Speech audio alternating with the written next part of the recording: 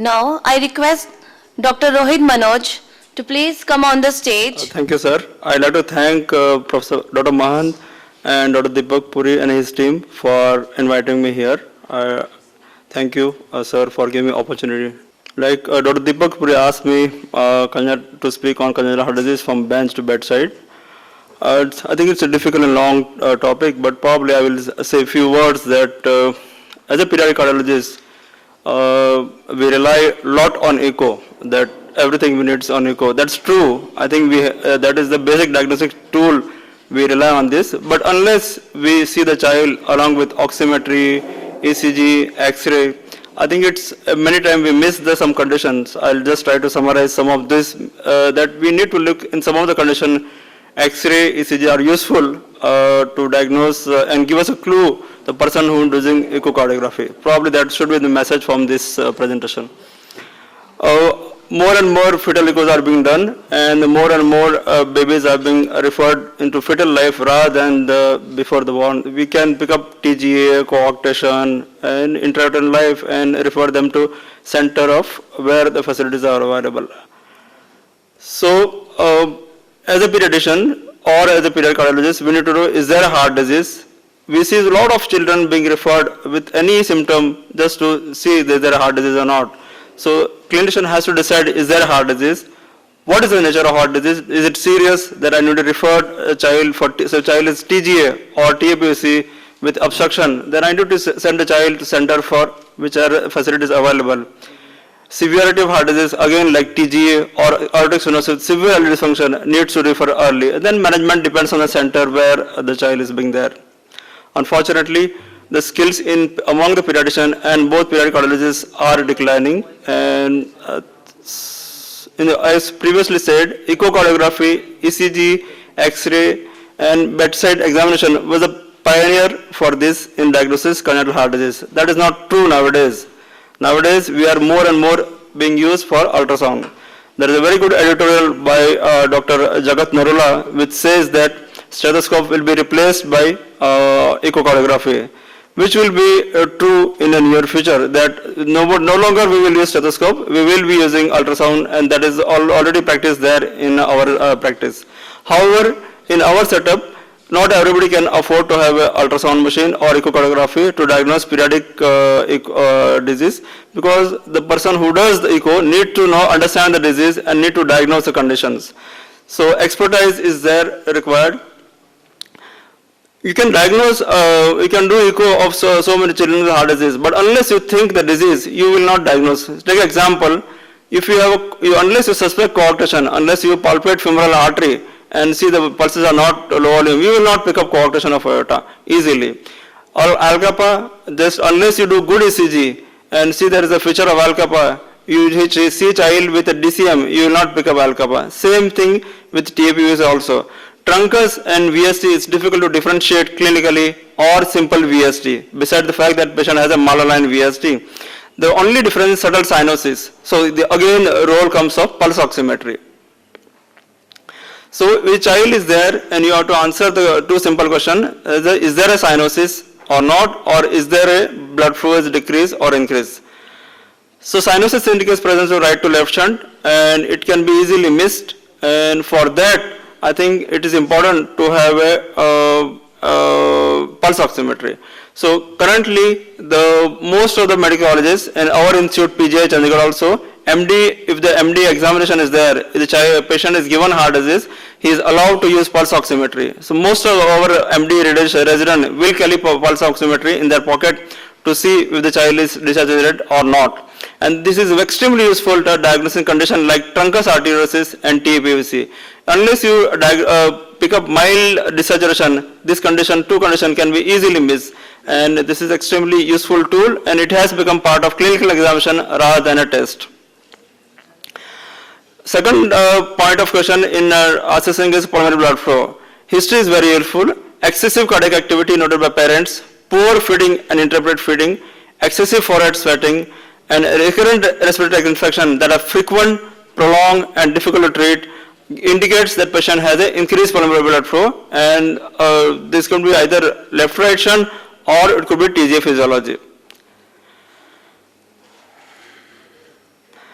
Other features are intercostal retraction, cardiomegaly, ejection murmur, and diastolic floor. So the X-ray is very useful in the diagnosis, decreased vascularity and increased vascularity. Like you have a dark lung fluid and thin peripheral hyla, and a small hyla indicates decreased vascularity.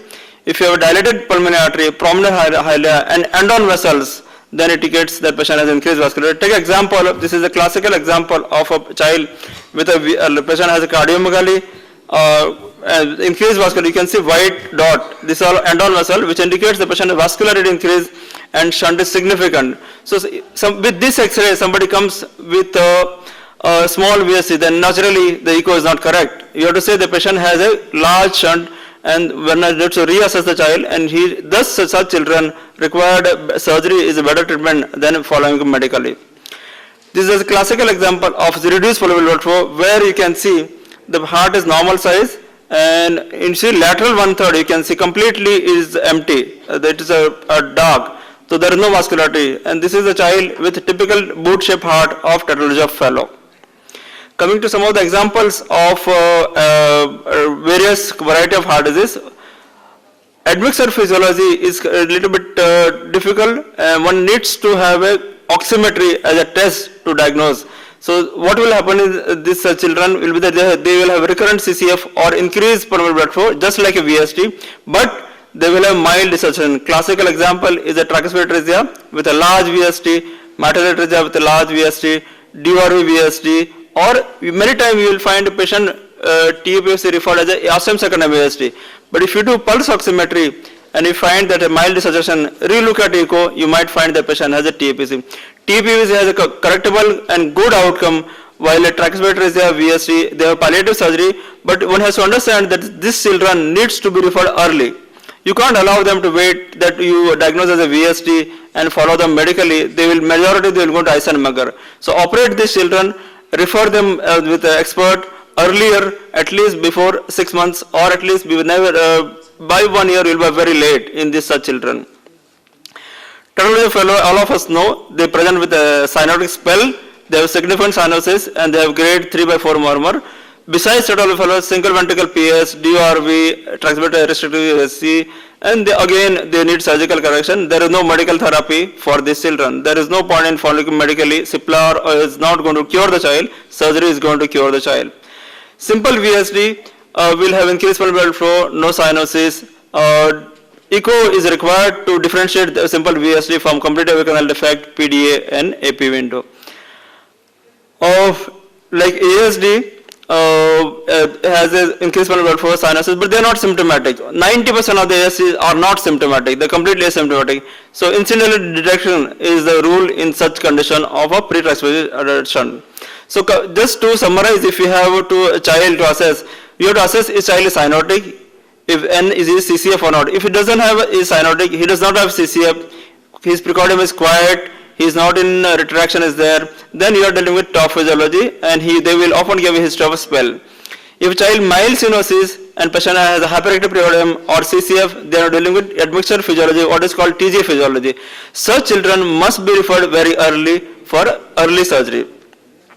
If child has no cyanosis, hyperactive precordium, then you are dealing with VST. That child can wait. There is no need for urgency, but nevertheless should be operated before 1 year of age. There is no point in waiting beyond one year. No cyanosis, just simple murmur, no cyanosis, no CCF, then you are dealing with small VSC, valvular heart disease. There is no urgency. Naturally, child needs to be evaluated, but there is no urgency. You can evaluate your comfort and comfort of the family.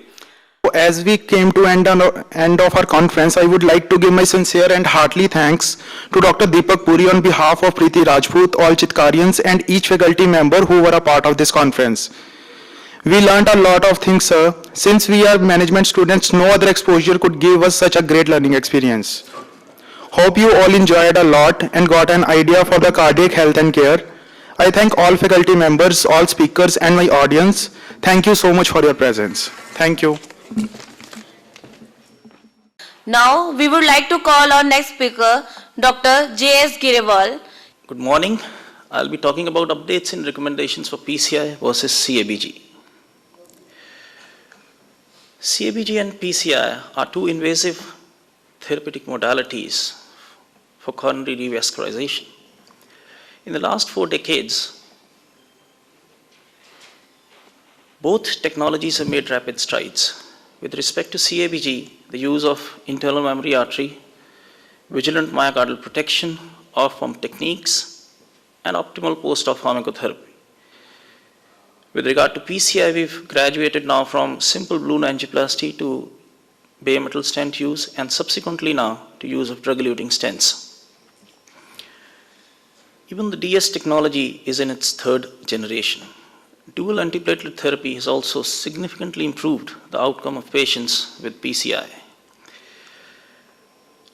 Now, they are two very different procedures, but occasionally the choice of the most optimal management modality is still controversial in certain subset of patients. Now, these subset of patients include patients with significant unprotected left main disease, patients with significant multivessel disease, patients with diabetes and significant multivessel disease, and patients with CAD and LV systolic dysfunction. I'll concentrate my talk today on these specific subgroups.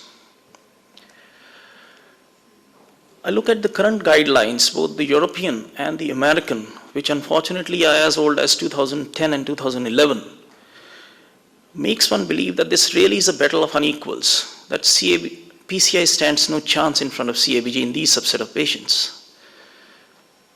But to put things in the right perspective during the later part of my talk, I'll briefly focus on the newer technology, the newer data, and the newer concepts of PCI. So the final word on recommendations, PCI versus CABG in these subset of patients is yet to be said. Now let's discuss these subgroups one by one. First, patients with significant unprotected left main disease. We define significant unprotected left main disease as more than 50% luminal narrowing of the left main without patent bypass graft to its branches. And it's seen in about 5 to 7% of patients undergoing a coronary angiogram. The 3-year mortality without revascularization is pretty high.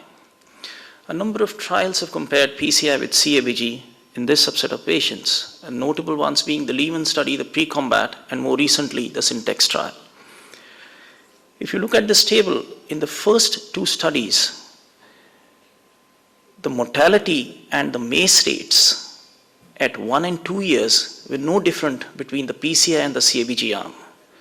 However, in the most recently published 5-year results of the Syntex trial, the MACE rates with PCI were significantly higher with PCI than with CABG.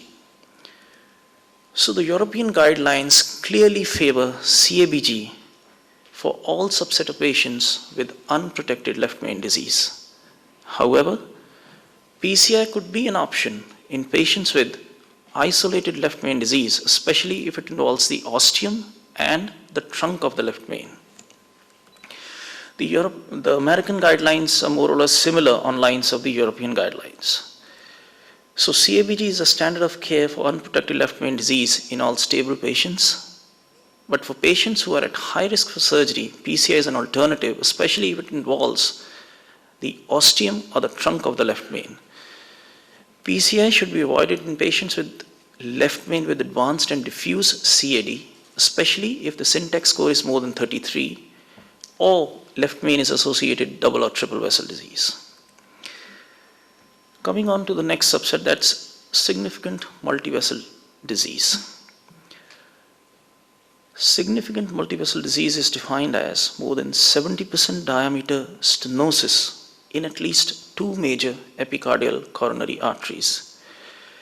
In the CAST registry, about 50% of patients had multivessel disease on coronary angiography. Syntex has been one large randomized trial which has compared this subset of patients. And the 5-year results of the Syntex show that at the end of 5 years, the MACE rates in the PCI arm was significantly higher as compared to the CABG arm. However, if we divide this PCI arm into 3 subgroups on the basis of Syntex score, with the syntax score population patients being less than 22, these were classified as low risk.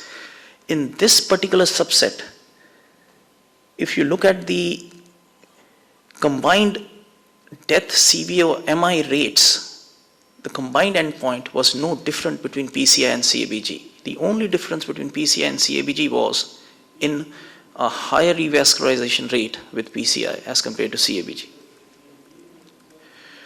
So the European guidelines again favor CABG in patients with all subset of 3 vessel disease and in patients with 2 vessel disease with a proximal LAD. For 2 vessel disease with a non-proximal LAD stenosis, PCI scores over CABG, and PCI is also a reasonable option in patients with 2 vessel disease with a proximal LAD and 3 vessel disease with a syntax score less than 33, especially if full functional revascularization is achievable with PCI. The American guidelines are again more or less similar, except that they are weaker for PCI, as you can see down here, where for almost all subset of patients with multivessel disease, PCI has been shown to be of uncertain benefit. To summarize, so for 3 vessel disease, if the syntax score is more than 22, CABG is preferred. If the syntax score is below 22, one can reasonably do a PCI with drug-eluting stents.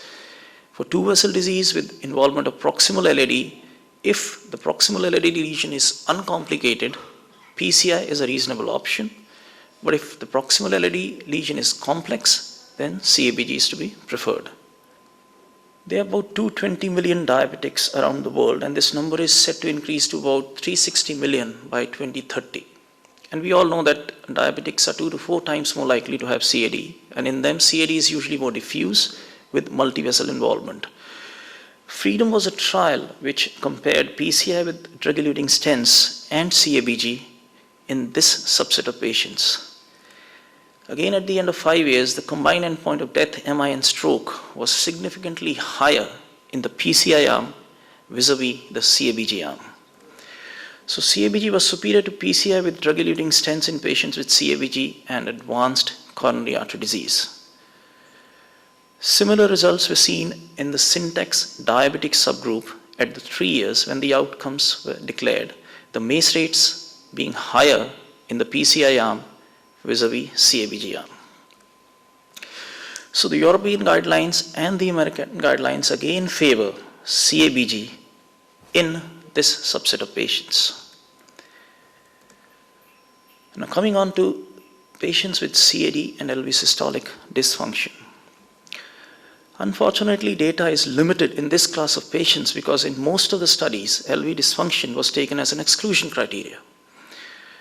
We had a meta-analysis in 2012 with 5 studies comparing CABG and PCI in this subset of patients, and in all of them, the late survival was similar.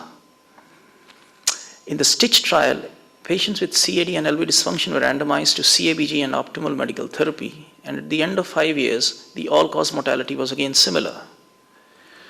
So the American guidelines say that in these subset of patients, revascularization has to be based on numerous clinical variables, including coronary anatomy, comorbidities, severity of LV dysfunction, and patient preference.